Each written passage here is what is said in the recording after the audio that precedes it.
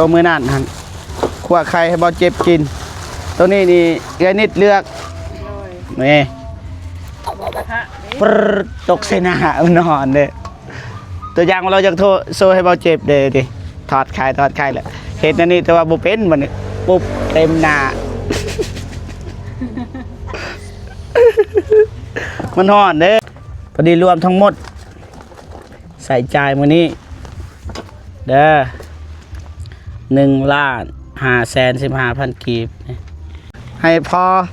ขอบอกขอบใจขอบบุญขอบคุณอายเคนนี่เด้อขอขมกขอบใจไรเดอร์พอเคนนี่เนาะโดยที่ช่วยครอบครัวของข้าพเจ้าโดยแล้วก็ขออวยพรให้พอเคนนี่เนาะจงมีสุขภาพเข้มแข็ง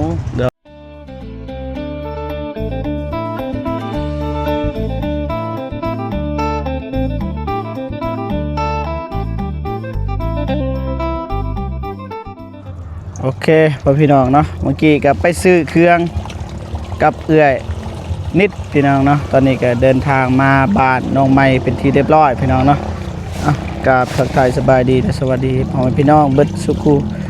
คนพี่น้องเนาะประวันอยู่ในลาวไทยหรือว่าต่างประเทศเนาะก็ยินดีต้อนรับเข้าสู่ช่องเบาเจ็บแชนแนลคือเก่าเจ้าเดิมพี่น้องเนาะไปมีแต่ว่าไปเบิ่งไปชมกันเลยว่าสิเป็นแบบใดการมอบของเบาเจ็บแล้วก็เอื้อยนิดพี่น้องเนาะไปสบายดีเด้อเมื่อยบ่ซื้อเครื่องกับบ่เมื่อยเพื่อนน้องไม้เพิ่นเลยน้องไม้ก็กำลังโคตรพักพี่น้องยามแรงนี่แล้วเบิดเลยนี่ก็ขุดไม้โคตรน้องไม้จัดการเบิดเลยนี่ทางนี้ยังตัวนี้นี่สิขุดคือกันตามเบิ่งกินสติงลายไปนะสบายดีเด้อ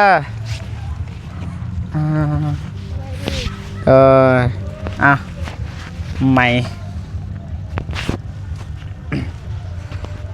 ไก่เด้อย่างแต่เบื้องนี้บ่ทันตอกสิบ่เป็นยังนะตามเบิ่งโคตรเลยเนาะตามสบายว่าสิไข่กับสิตายเลยมันบ่ตายง่ายหรอกพี่น้อง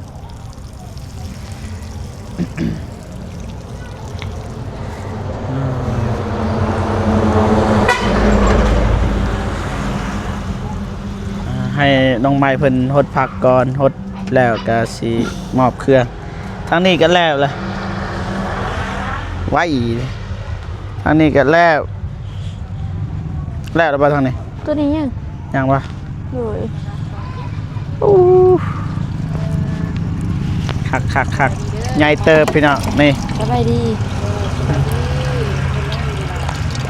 กำลังหดนานมีทุเรียนอีกโอ้ยโดยยังไงกำลังตักน้ำพี่น้องไง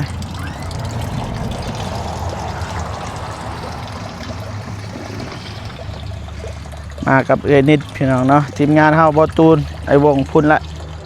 ลงไป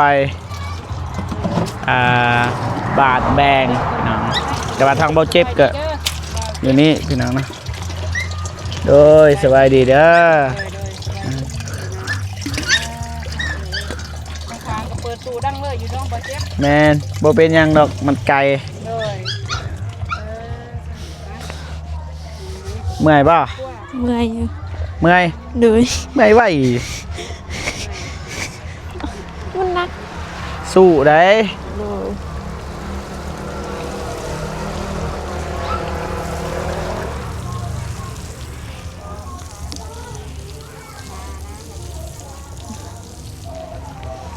เฮ้ยว่าหานาน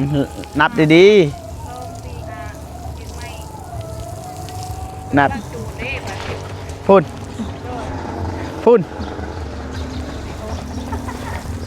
กงานอีกพี่น้องเพราะว่าจูดทางนี้นะแม่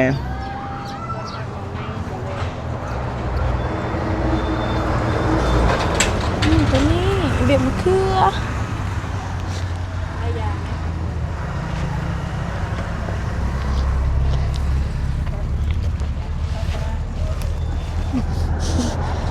ไปแม่งามเลยผักเบิดเลยความงามอยู่นี่และน้องใหม่เห็นเงินเก็บเงินทางนี้ก็สิคุดนี่ทำเบิงนี่ก็คุดนี่ก็สิคุดนี่นี่กุ้มอย่างนั้นกุ้มแป้งกับว่า แม่ แป้งมันหรือมักตัวกุ้มมักตัวเนาะ มักตัวมักแตงไง มักตัวแป้งเลยเนาะ ตัวนี้นี่มักแตงมักป่ะ แป้ง แตงมา แป้งเชื้อ เกลือครบเบิดอันนี้ยังนี่นี่ ผักโขมตื่นแต่ว่าประเทศไทยเขาตื่นทำยังวะ ผักคมบ่นี่ แม่ บัดตัวนี้เด้ คือกัน คือกัน แม่ผักโขมคือกัน ทางนั้นเมื่อยเลยเบาเจ็บบ่ซอยไม่แต่ว่าสิทายให้พ่อพี่น้องเบิ่งวิถีชีวิตพี่น้องนะประมาณนี้พี่น้องนะไม่แต่ว่าสิไปมอบเครื่องให้น้องไม้บัดนี้เรียบร้อยน้องเพิ่นโหดผักเมื่อกี้บ่อยากกวน โดย สบายดีเด้อน้องแม่นไผเป็นหมู่บ่เป็นหมู่ของไผ หมูหน่อไม้ หมู่น้องไม้อ่ะยาละบ่ว่าหลาย ไปไม่ได้ว่าขึ้นไปมอบเครื่องที่ซื้อมื้อนี้พี่น้องเนาะบางอันก็เอาขึ้นเลยไปสบายดีเด้อน้องไม้ สบายดี โดยป้าโทครบหน้าครบตาเลย เนี่ยผู้หนึงอยู่ทุกบอล โดยบ่เป็นหยังเอาอีกเลยสิตีกันอีกเลยเอาตีกันเด้อมาเอ้ยขึ้นมามอบเครื่องก่อนเอาน้ำออกบัดเพื่อนเต็มเลยพี่น้องเอ้ยเถอะรอกันไปเต็มแล้วเอ้ยแมนโดยสบายดีสบายดีน้องมาจับกล่องให้เนี่ยมาจับกล่องให้เนี่ยจับกล่องให้อายเนี่ย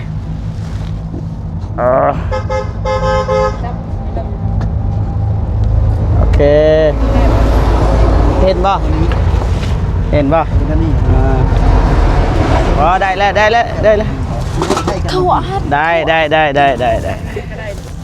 นี่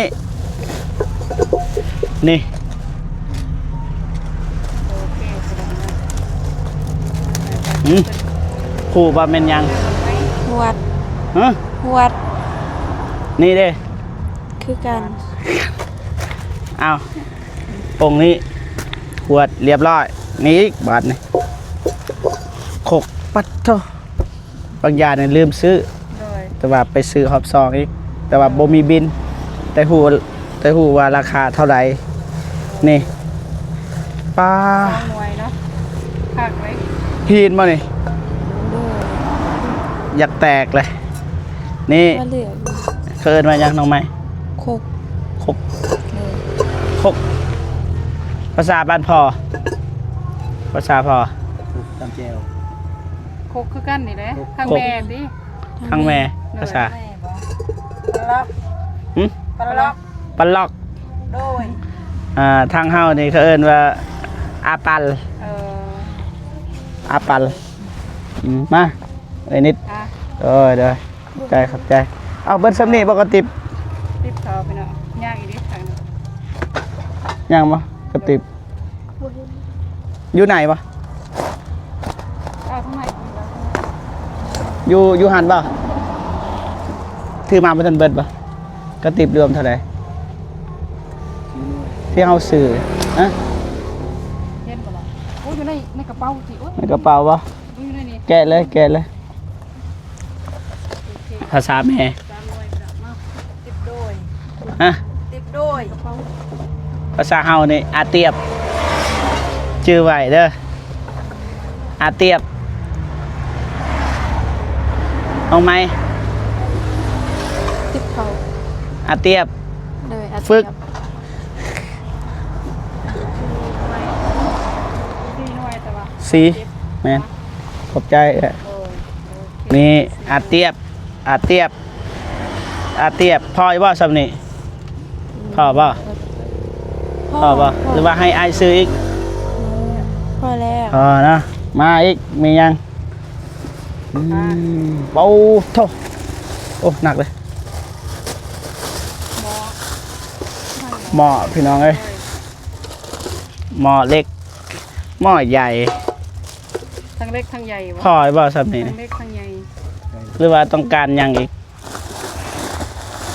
ป้าโถถ้วย โลนึง ถ้วย ภาษาแม่ ประงาน ภาษาเฮาปีงาน โอ้ ปีงาน อันนี้จาน จานคือกัน จานคือกันนะนี่หม้อใหญ่หม้อมี3เลยหม้อตั้งไว้แบบนี้มาอันนี้เด้อันนี้ ซาก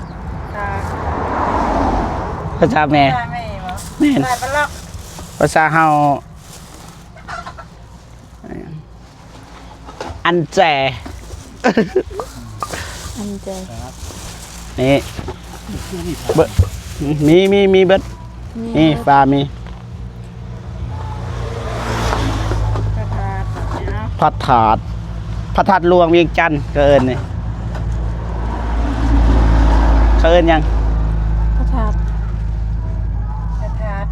ทาอันนี้ นี่ เจ้า ดอกหมอโดมคือกัน คือกันเต็มเพื่อนนะพ่อจัก ครับเธอละน้อยเนาะบ่เจ็บได้วันด้วย เดินโดย โดย อีกอย่างเด้บาทนี่ บวงเลยเด้อทางไหน นี่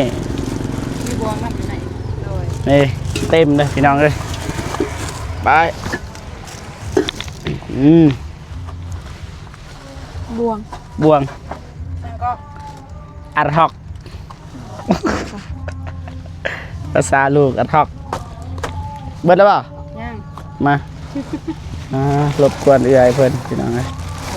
ซอยกัน นี่ ตาหมอเต็มเด้ กระตับทึกนี่ เต็มเด้ไป ดับเกรบูดับ ยอมไปกระทุ้งไป นี่เอาพอทำว่าบ่มีแนวอัดจัดไป เอาไป นี่ ซีบัวแล้วเนาะ ก็โอ ไปเหลืองนะ เขาเอิ้นไว้ยัง โอ โอ้ โอ้ ปลานกปกดาก ไปเหลืองเราเจ็บซีบัว หึ ไปเหลืองทำบ้าง เลือกเองน้องนะโดยนี่ กระซ้ ตาม2หน่วยเราเลย ลายเลยเนาะเต็มเบิด ตามติดเขา เต็มเหือนนี้ตัวมือนั่นหันขวไข่ให้บ่เจ็บกิน ตัวนี้นี่เอื้อยนิดเลือก เลย นี่ บอกกระทะนี่ ปรึ๊ดตกเสหนามันนอนเด้ตัวอย่างเราจะโทรโซ่ให้บ่เจ็บเด้ดิถอดไข่แหละเห็นอันนี้แต่ว่าบ่เป็นมันปุ๊บเต็มหน้า มันห่อนเด้ห่อนเด้ไปโรงหมอบ่ทันเด้น้องเอ้ยใจเย็นได้มีหยังกันนี่เด้อนี่พิเศษเด้อพิเศษนี่มื้อนั้นนี่เอาหยังเฮ็ด ำเอา บ่วงมื้อนั้น บวง นี่ สบายขอใครเห็ด แหละ ตัวเห็ดย่างกับสบายบัดนี้ นี่ เลย แม่น ตัวอย่างว่าซอยจังซี่ซอยกัน ตัวนี้ก็นั่นน้ เลย เลือกใครได้ฮะเนาะเจ็บเอาแบบคืออนามัยสบายเลย ำตัวนี้ เจ้า ตักแกงตักต้ม แมน เวลาน้องเห็ดกินเห็ดยา เบิดบัดดิ ตักถึงสบายนะเอ้ยนะ พอบ่ซับนี่ พ่อนะ พอบ่ เลย โทรศัพท์น้องขอบใจหลายๆเด้ออืม มาจะคุกปีอีกก็ด้วย ดีใจบ่ ดีใจ ดีใจบ่ ใจ ดีใจบ่ดีใจ ก็ โอเคพ่อพี่น้องถือว่าสำเร็จเรียบร้อยเฮาซื้อเนาะไปทำการกับเอ้ยนิดพี่น้องเนาะแต่ว่าบ่แม่นของเฮาเป็นของผู้ใหญ่ใจบุญนั่นแหละ โดย อ้ายเคนนี่เราฝากเงินมาให้นะแล้วให้เบาเจ็บกับเอ้ยนิดไปซื้อเฮาก็ซื้อตามที่อ้ายเราบอกซื้อสำเร็จเรียบร้อยจำนวนเงินเท่าไหร่ก็ กลัวเกินนั่นเพราะว่าเขาไปซื้อซองเถื่อเด้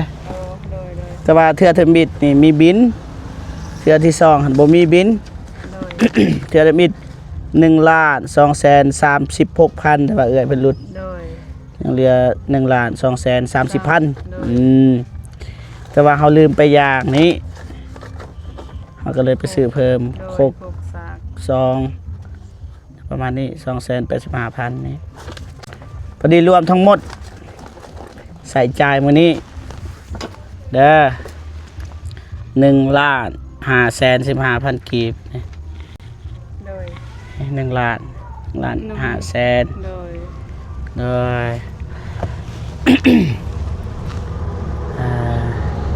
โอเคมีแต่ว่าให้พอขอบอกขอบใจขอบุญขอบคุณเด้อโดยเอาไม้ให้นะขอเพิ่นนะบ่ฮู้ว่าสิอวยพรเป็นหรือบ่มันจะว่าพนมมือแล้วก็ขอบอกขอบใจบีบอยู่หันก็ได้โดยบีบก่อนบ่ทางนี้เบื้องคางนั่นดิ พอกดดันแห้งนะแบบนี้พอแบบนี้นี่บีบนี่เด้ออารมณ์ดีพอ เลยดีใจ ดีใจป่ะ ครับ โอเคมีแต่ให้พอขอบอกขอบใจขอบบุญขอบคุณอ้ายเคนนี่เด้อ ขอขอบขอบใจหลายเด้อพอคินนี่เนาะ โดย ที่ช่วยครอบครัวของข้าพเจ้า โดย แล้วก็ขออวยพรให้พอคินนี่เนาะจงมีสุขภาพเข้มแข็ง โดย ปรารถนาสิ่งใดขอให้ได้สิ่งนั้นแล้วก็ขอบุญขอบผู้ใหญ่ใจบุญขอคินนี่ โดย ให้มาเท่าไรก็ขอให้กับหาผู้ใหญ่คินนี่เท่าร้อยเท่าพันสา โด ธุ ย สาธุ กดดันเนาะบ่เป็นหยังมาไม่โดย ดีใจแบบเพิ่น ไปอีก แบบนี้เคยได้เนาะเคยได้อยู่บ่แบบนี้ เคยแล้ว ดีใจป่ะ ดีใจผู้ใหญ่ใจบุญ น้องไม้ดีใจป่ะ โดยดีใจ เทียนอวยพรเด้อ โดย ไม่นานต้องเป็นเด้พอเด้อ โดย แต่ก็ได้และสำนันก็ได้แล้วลายเลยพี่น้องเลย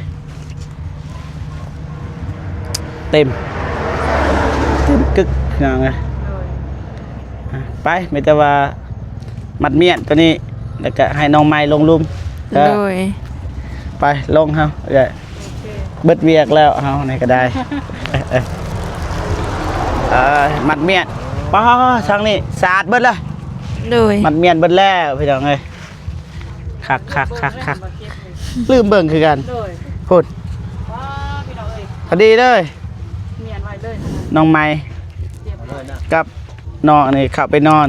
โดย บ่ต้องขึ้นเทิงมันเบียดอยู่เทิงตื่นขึ้นมาตอนเช้าลงบัดนี้ตื่นเลยลุกเลยเจ็บ ตัวฟาดเลยวะ หัวแตกนั่นไรเขาดาวไปลินไซ บ่ได้ไปดินไซ เมื่อไรไปลินไซ โดย อยู่เฮือนเลย โดย สวัสดีเนาะบ่เจ็บ นะ ทางคนนั้น สะอาดสะอาด โดยสา โอเควันนี้มีแต่สีไทยหูบก่อนแต่ให้นบมือนะเบิดทุกคนนบมือสีไทยหูบได้เดี๋ยวได้1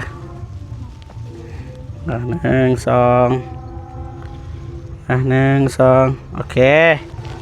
ได้แล้วบาทนี่ไปหาเมียนเจ้าหน่อยน้องไม้ลงไปหาเด้อ โดย ได้โอเคพ่อพี่น้องถือว่ามอบเครื่องสำเร็จเรียบร้อยเนาะ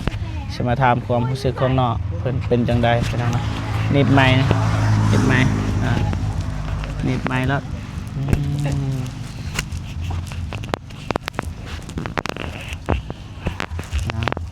ได้บ่ นี่ นี่อะไรดีใจบ่ ดีใจ ดีใจแห้งสำใด ที่สุดเลยดีใจและมีความสุข ดีใจแล้วมีความสุขเว้าดังๆบ่ได้บ่ ได้ เว้าดังๆเนาะบ่เจ็บก็ดีใจแทนน้องเด้อ โดย ที่มีแบบว่ามี FC หรือว่าผู้ใหญ่โดยเฉพาะอายของบ่เจ็บนี่แหละส่งเงินมาให้ไปซื้ออุปกรณ์ในเฮือนนั่นแหละให้น้องเพิ่นเนาะ โดย มีแต่ว่าบ่เจ็บก็ขอบอกขอบใจขอบบุญขอบคุณอายเพิ่นเนาะจังไดก็ขอให้อายเคนนี่เนาะที่ฝากเงินมาให้จงมีแต่ความสุขสุขภาพแข็งแรงขอให้อายุมันควรยืนเนาะความเจ็บบ่ให้ได้ความไข้บ่ให้มีปรารถนาสิ่งใดขอให้ได้สิ่งนั้นเนาะให้มาเท่าใดก็ขอให้กลับสู่ไปหาอายเพิ่นร้อยเท่าพันเท่าในเด้อสาธุเนาะโอเคเบาเจ็บก็สิจบคลิปก่อนเนาะไปวันนี้เจอกันอยู่ไสก็แล้วแต่ให้พ่อพี่น้องติดตามให้กำลังใจไปนำกันพี่น้องเนาะไปบ๊ายบายพี่น้อง บาย